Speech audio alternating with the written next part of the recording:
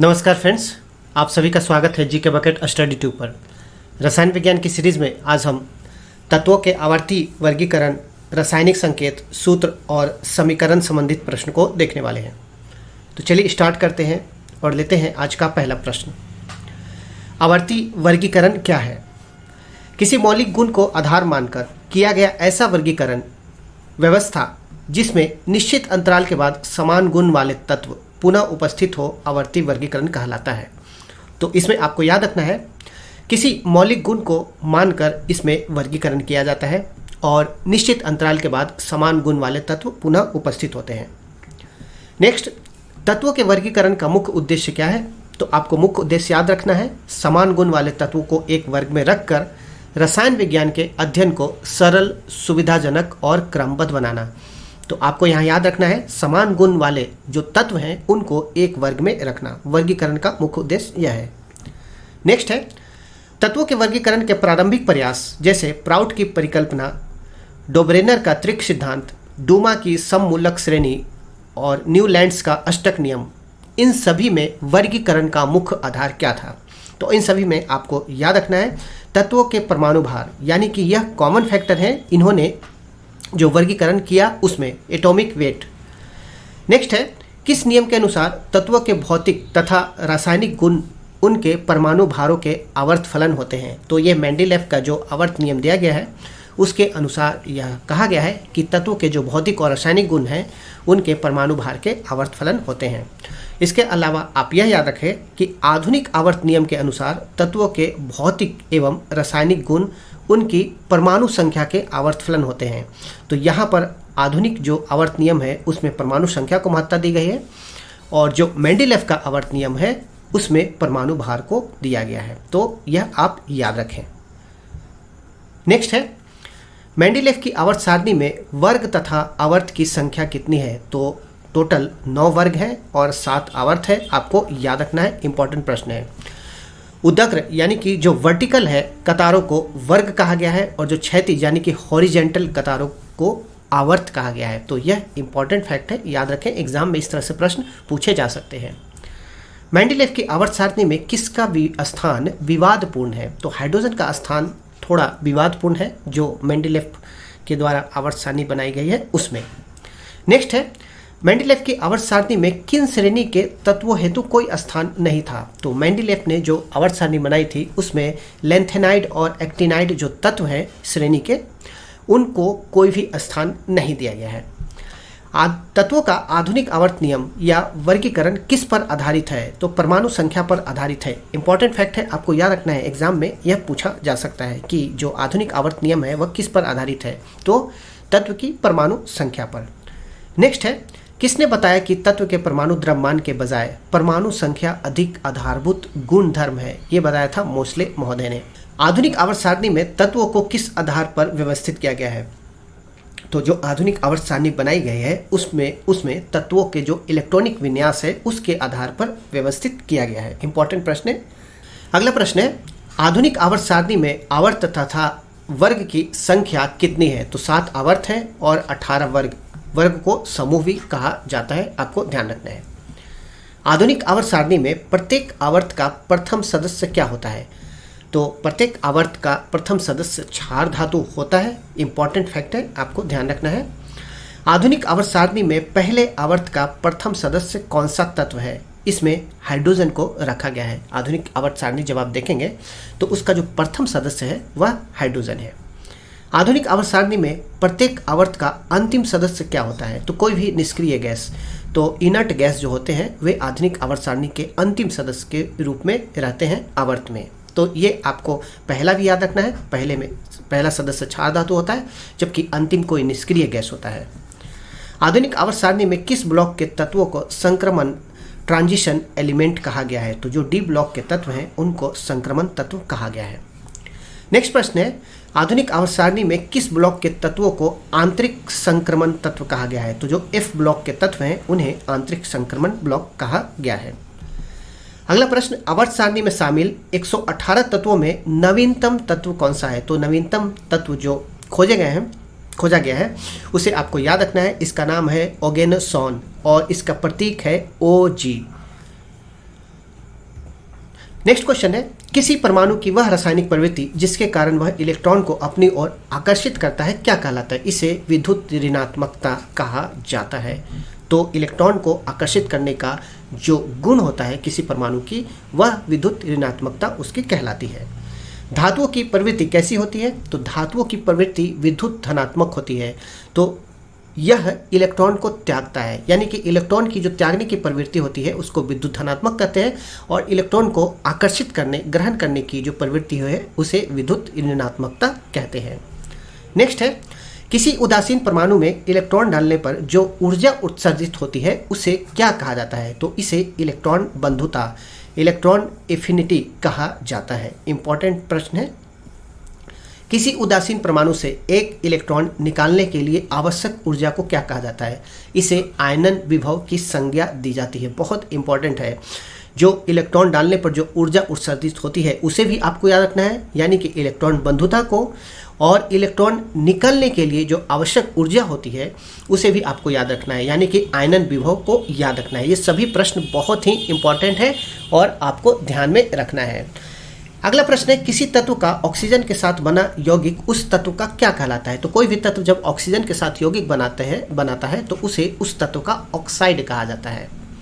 Next है, प्रकृति के आधार पर ऑक्साइड कितने प्रकार का होता है? तो 4 प्रकार के ऑक्साइड होते हैं प्रकृति के आधार पर, जो उनका नेचर होता है, स्वभाव होता है। तो इन ऑक्साइड के बारे में भी हम देख लेते हैं। पहला है क्षारीय ऑक्साइड। तो धातु के ऑक्साइड क्षारीय व्यवहार करते हैं। जो धातु ऑक्साइड बनाता है जैसे फेरस ऑक्साइड, तो यह एक प्रकार का ऑक्साइड जो बनाया फेरस ने, तो ये क्षारीय व्यवहार करता है और यह इस ब्लॉक के तत्व है। नेक्स्ट है अम्लीय ऑक्साइड, यानी कि अधातु, यानी कि पी ब्लॉक के तत्व। तो अधातु जो ऑक्साइड बनाता है वह अम्लीय व्यवहार करता है। इंपॉर्टेंट फैक्ट है, ये सभी आपको ध्यान में रखना है। नेक्स्ट है उभयधर्मी ऑक्साइड। डी ब्लॉक के तत्व के जो ऑक्साइड है उनका व्यवहार अम्लीय तथा क्षारीय दोनों की भांति होता है। इस कारण से इनसे जो इन तत्व के द्वारा जो ऑक्साइड बनता है उसे उभयधर्मी ऑक्साइड कहा जाता है। नेक्स्ट है उदासीन ऑक्साइड। तो वैसे तत्व जिनके ऑक्साइड न तो अम्लीय होती है न क्षारीय होते हैं उन्हें उदासीन ऑक्साइड कहा जाता है। तो इन चारों जो ऑक्साइड है, जो प्रकार है, उसको आपको याद रखना है। नेक्स्ट पर बात करते हैं डी ब्लॉक के तत्वों के ऑक्साइड का व्यवहार कैसा है? तो उभयधर्मी है। अभी हमने देखा ही है। तो ये चारों आप फैक्ट याद रखते हैं तो निश्चित रूप से एग्जाम में इससे प्रश्न बनेगा, तो किसी प्रकार की डाउट नहीं रहेगी और आप अच्छे से प्रश्न को हल कर पाएंगे।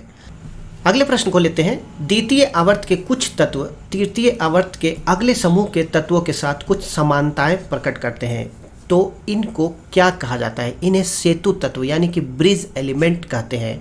तो इस चैप्टर को पढ़ने के समय यदि आप आवर्त सारणी को साथ में रखें तो और भी अच्छा होगा, क्योंकि आवर्त सारणी बड़ी है और इसीलिए स्लाइड पे वो स्पष्ट दिख नहीं पाता, तो मैंने नहीं रखा है। लेकिन आप कोशिश करें प्रश्नों को पढ़ने के साथ आवर्त सारणी अपने पास रखें तो चीज़ें क्लियर हो जाएगी।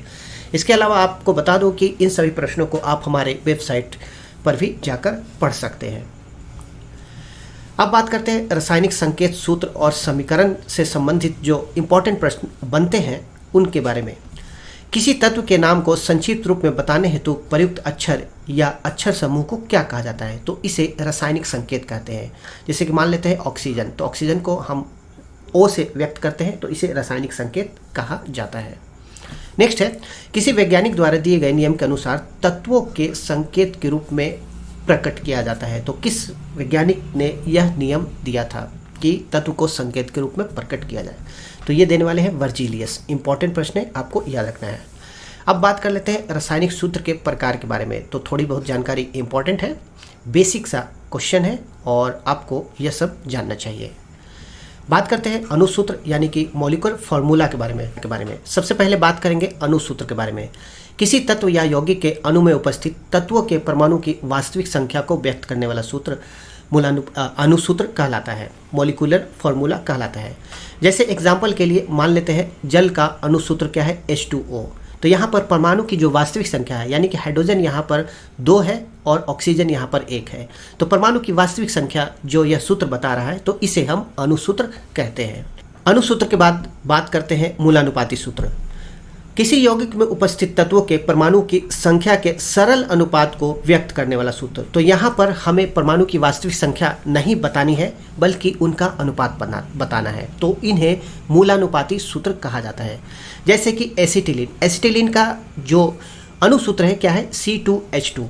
तो यहाँ पर जितनी मात्रा में हाइड्रोजन है उतनी मात्रा में कार्बन है, यानी कि इन दोनों का अनुपात जो है वह 1 है।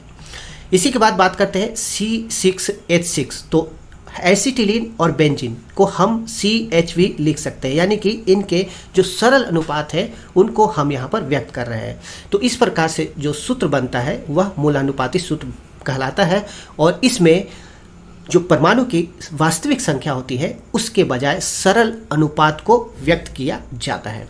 नेक्स्ट बात करते हैं संरचना सूत्र के बारे में। तो किसी यौगिक के अणु में तत्वों के परमाणुओं की सजावट को प्रदर्शित करने वाला सूत्र, यानी कि जब कोई अणु है या तत्व तो उनमें परमाणु किस प्रकार से सजे हुए हैं, उनकी जो सजावट व्यवस्था है उसको बताने वाला सूत्र संरचना सूत्र कहलाता है।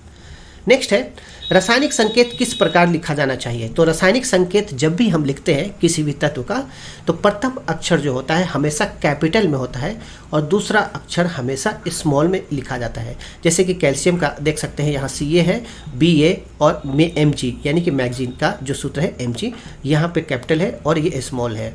बेरियम का B कैपिटल है और A छोटा है। तो इस प्रकार से रासायनिक जो सूत्र होते हैं उनमें प्रथम शब्द कैपिटल होता है यदि 2 शब्दों का है तो, और दूसरा शब्द स्मॉल होता है। किस प्रणाली के अनुसार किसी तत्व के अंग्रेजी, फ्रेंच या जर्मन नाम का प्रथम अक्षर उस तत्व का संकेत होता है। तो ये बर्जीलियस महोदय के द्वारा दिया गया है जो इनकी प्रणाली है।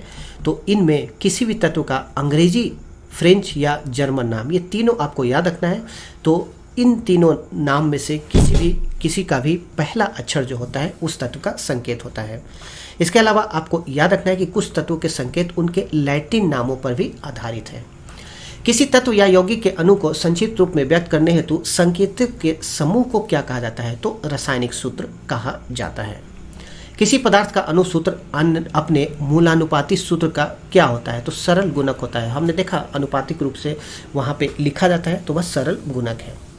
रासायनिक संकेतों एवं अणुसूत्रों की मदद से किसी वास्तविक रासायनिक अभिक्रिया का संक्षिप्त निरूपण क्या कहलाता है, इसे रासायनिक समीकरण यानी कि केमिकल इक्वेशन कहते हैं। तो कई बार जो रासायनिक समीकरण होता है उसको हम कोडवर्ड में लिखते हैं तो इसे रासायनिक समीकरण कहा जाता है। जैसे कि कार्बन और ऑक्सीजन के बीच जो अभिक्रिया होती है तो उसके बाद कार्बन डाइऑक्साइड बनता है, तो इसे हम संकेतों में लिख सकते हैं C+O2 और यहाँ पर एरो बना के CO2 लिख सकते हैं। तो इसे हम रासायनिक समीकरण कहते हैं। तो ये थे रसायन विज्ञान से संबंधित कुछ महत्वपूर्ण प्रश्न। नेक्स्ट प्रश्न के साथ बहुत ही जल्द आएंगे। इसके अलावा इन सभी प्रश्नों को आप हमारे वेबसाइट पर भी जाकर देख सकते हैं और ये जो नोट्स हैं इन नोट्स के माध्यम से भी आप चाहे तो पढ़ सकते हैं अपने घर पर मंगाकर। इसके अलावा आपको यह भी बता दूं कि BPSC आंसर राइटिंग का हमारा टेलीग्राम ग्रुप चल रहा है, आप चाहे तो ज्वाइन कर सकते हैं और किसी भी प्रकार की जानकारी है तो दिए गए नंबर पर कॉल करके पूछ सकते हैं। Thank you very much.